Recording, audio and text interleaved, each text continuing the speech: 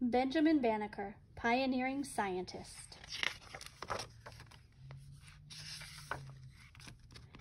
Maryland, 1737. Benjamin Banneker was working on his family's tobacco farm. It was hard work for a 6-year-old boy. The sun baked his back as he cut weeds with his hoe. He picked bugs off the big, flat leaves. Sometimes he counted the bugs just before he squished them. He counted all the rows of tobacco plants on the farm. He even counted logs in the cabin he shared with his parents and 3 sisters. Counting made the lonely work a little more fun. At supper, Benjamin listened to stories about his family. Benjamin's grandmother was white. She had been a servant long ago. She worked for many years without pay. Benjamin's grandfather was black. In Africa, he had been the son of a king. In America, he had been a slave.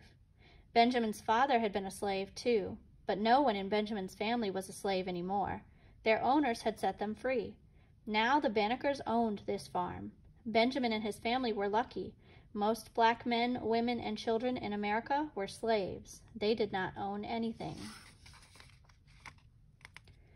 After supper, Benjamin sat with Grandmother Molly in her cabin. A fire heated the little house. Candles lit the room. Grandmother Molly opened her Bible. It was the only book she owned. Grandmother was teaching Benjamin to read. Benjamin was a fast learner. Everyone in the family was proud of him. He could read and write, and he was especially good at doing math problems. After Grandmother Molly had taught Benjamin everything she could, she sent him to school. Benjamin had never seen so many books. Most of the students at school had white skin, like Grandmother Molly. Everyone sat on benches and listened to the teacher. Sometimes they did math problems. Other times they read from books. The teacher even let Benjamin take some books home. Benjamin worked hard and learned a lot. After school he did chores. Then, if he was not too sleepy, he could read his school books.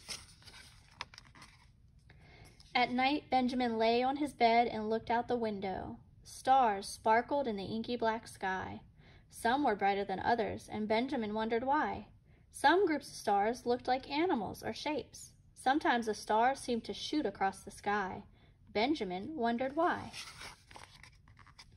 The Clockmaker. After only 4 years of school, Benjamin had to quit. He was young and strong. His family needed him to work on the farm full-time. But school had made Benjamin hungry to learn. He still kept his eyes on the sky. Sometimes he did hard math problems in the dirt. He used a stick instead of a pencil. At night, Benjamin read books by candlelight.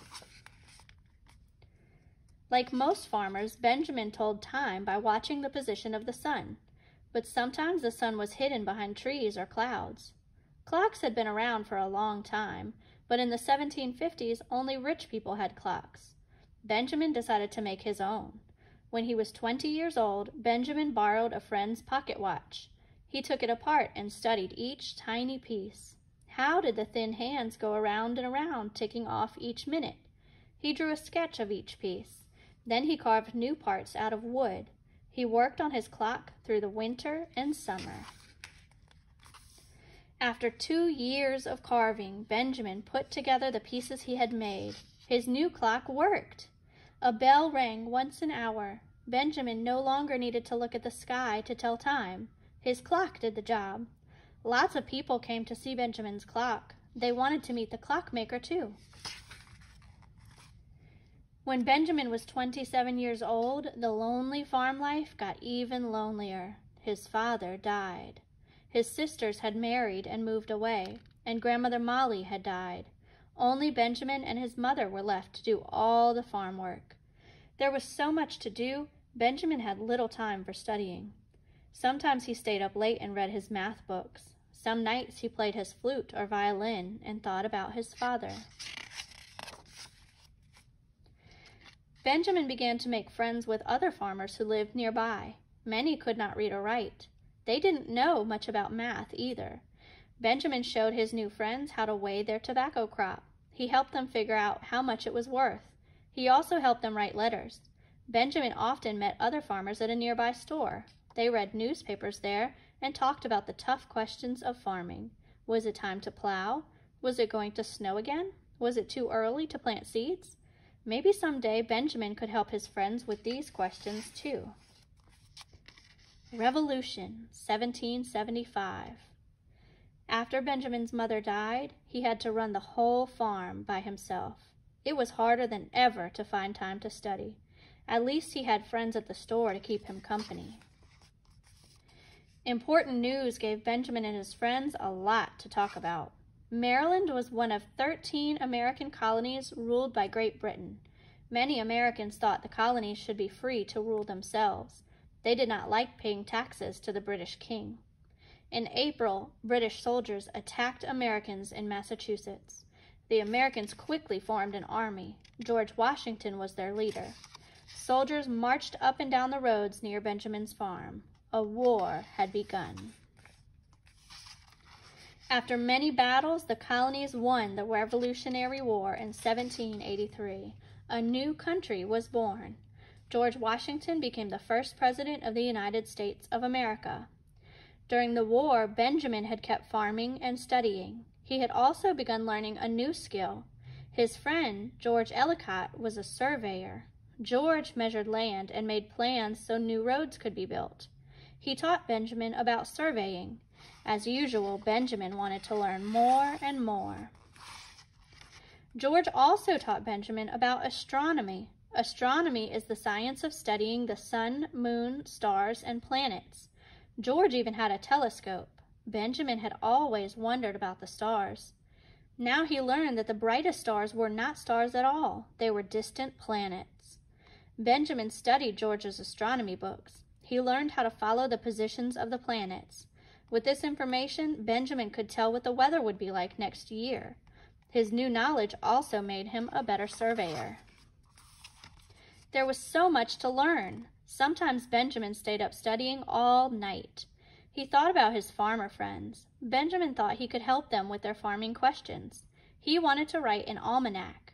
In the 1700s, almanacs were important books. New ones came out every year. They gave people information for every day in the year. Almanacs had calendars and dates for planting and harvesting. They also told what the weather would be like the next year. Some almanacs had poems, stories, recipes, and news. Benjamin dipped his pen in the ink bottle over and over again. Piles of paper covered his table. On some, he had written math problems. Some had notes about the sky and the weather. When the rooster crowed, Benjamin put away his work. It was time to milk the cows. In 1790, President Washington chose a site to build America's capital city. The area was called the District of Columbia.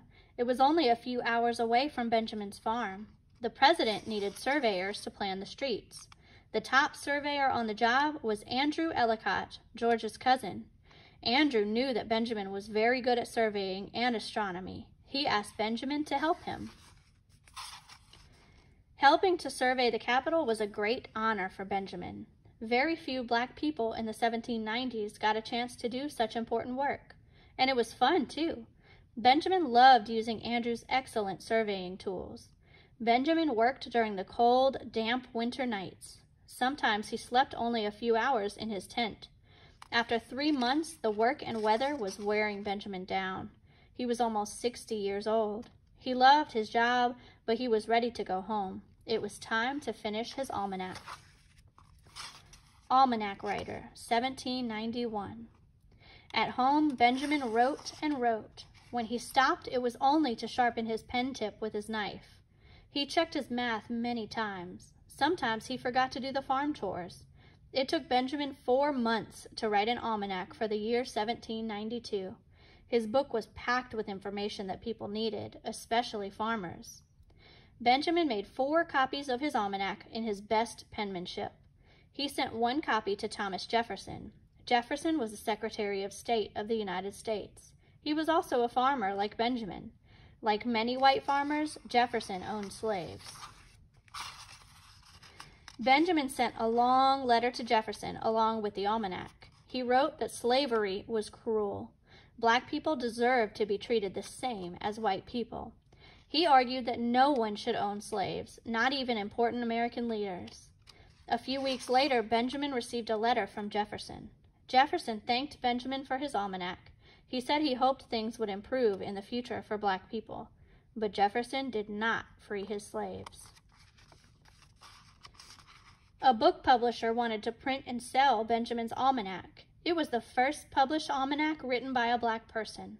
Printed on the cover were the words, "Benjamin Banneker's Almanac." The publisher sold many copies, and Benjamin became famous. People wrote him letters thanking him for the helpful information. They came to his cabin to meet him, just as they had when he built the clock. Benjamin stayed busy. He had to write an almanac for 1793, and he wrote one for the next year, too. He wrote a new almanac every year for 6 years. When Benjamin was too old to run the farm, he sold his land. He stayed on in the little cabin where he had grown up. He still worked on math problems and read books. He still played his violin or flute as the sun went down. At night, he wrapped himself in a cloak and went outside to look at the stars. Benjamin Banneker never stopped wondering why.